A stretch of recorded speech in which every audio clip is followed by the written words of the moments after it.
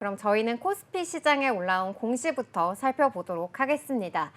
삼성전자 계속해서 이 10만 전자에 대한 기대가 무너지면서 상반기에만 이 개인 투자자들 42만 명이 이 삼성전자를 매도한 것으로 나타났는데요. 반대로 국내 주요 반도체 소부장 종목에 투자하는 이 소액 주주수가 올해 상반기에만 14만 명 늘어났다고 합니다. 반도체 업황이 회복세에 접어들면서 국내 소부장 기업들의 실적도 이렇게 좀 개선이 되고 있는 걸로 나타났는데요. 국내 소부장 상장사 89개의 합산 이 매출과 영업이익은 전년 동기 대비 각각 11.5% 그리고 53% 늘어난 걸로 집계됐습니다. 한 업계 관계자는 지난달부터 국내 반도체 제조사들의 투자 사이클이 본격화되고 있다면서 소부장 기업들의 실적 반등은 하반기에 더욱더 가속화될 것이라고 말하기도 했는데요.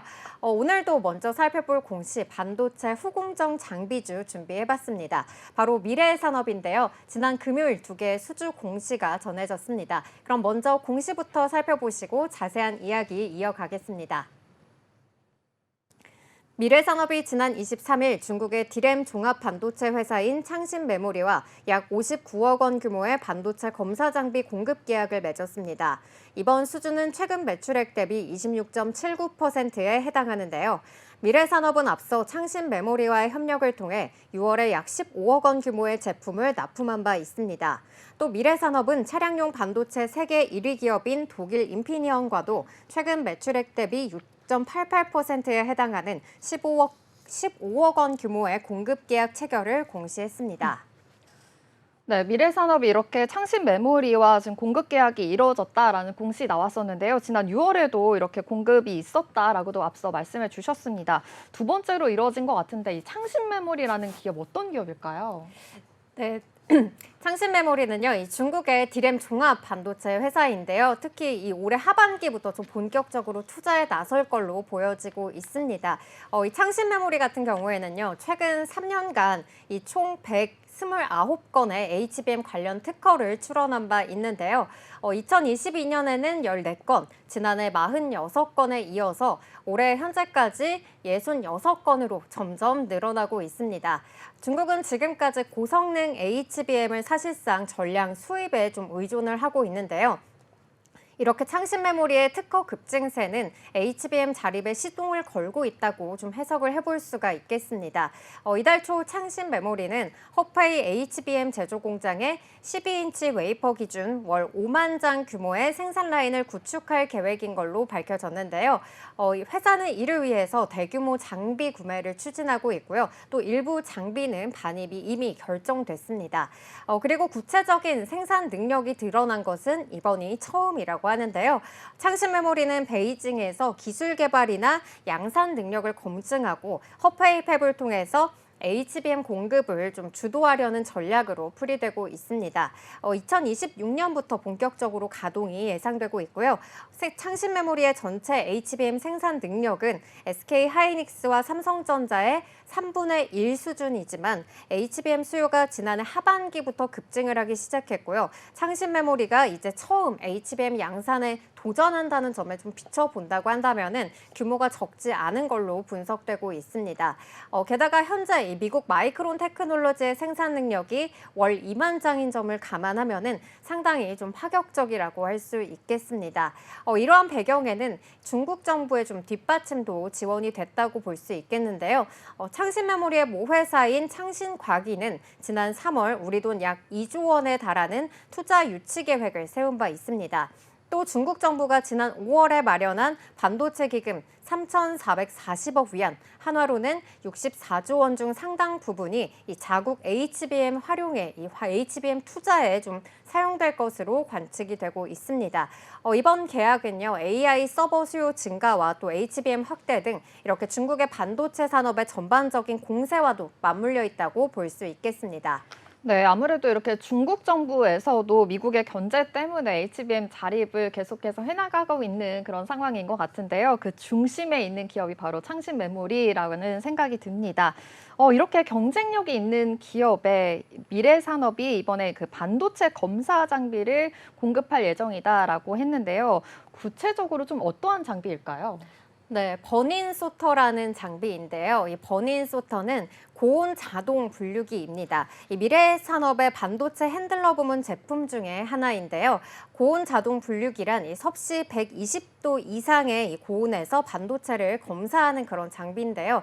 양품과 불량품을 자동으로 선별하는 설비로서 반도체 자동화 공정의 생산성 향상 그리고 안정성 제고를 위한 핵심 장비입니다. 또 미래산업의 반도체 핸들러 부문에 대한 이야기도 좀 덧붙여 보려고 하는데요.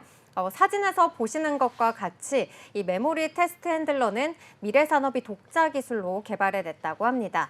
과거 일본으로부터 전량 수입에 의존했던 장비를 미래산업이 국산화에 성공한 건데요. 과거 이 메모리 테스트 핸들러는 반도체 성능 그리고 불량 등을 검사하기 위한 반도체 후공정 검사 장비로서 생산된 반도체를 테스터와 연결해서 반도체 소자를 검사하고요. 이 결과에 따라서 등급별로 자동 분류하는 기능을 갖춘 걸로 알려져 있습니다. 1도씨 안팎의 정밀한 이 온도 제어를 통해서 정확한 환경 온도 시험이 가능하다는 것을 특징으로 꼽을 수가 있겠습니다. 이 반도체 핸들러는요, 올해 상반기를 기준으로 미래산업의 매출 72.64%를 차지하고 있는데요. 올 2분기 반도체 핸들러 이 AT 사업부의 매출액은 전년 동기 대비 5% 증가한 80억 원을 기록했습니다. 네, 이렇게 미래 산업의 반도체 후공정 장비들 좀 살펴봤는데요. 이렇게 주요 매출원으로 꼽히고 있는 장비에 2분기 매출 또한 좀 늘어났다고 하니까 하반기 실적이 또 기대가 됩니다. 그래도 상반기 실적은 좀 어떻게 나왔을까요? 네, 미래산업은 지난해 이 매출 104억 원과 영업 손실을 좀 기록했던 것에 비해서 올해는 매출 110억 원과 영업이익 8억 원을 기록하면서 흑자 전환에 성공했습니다.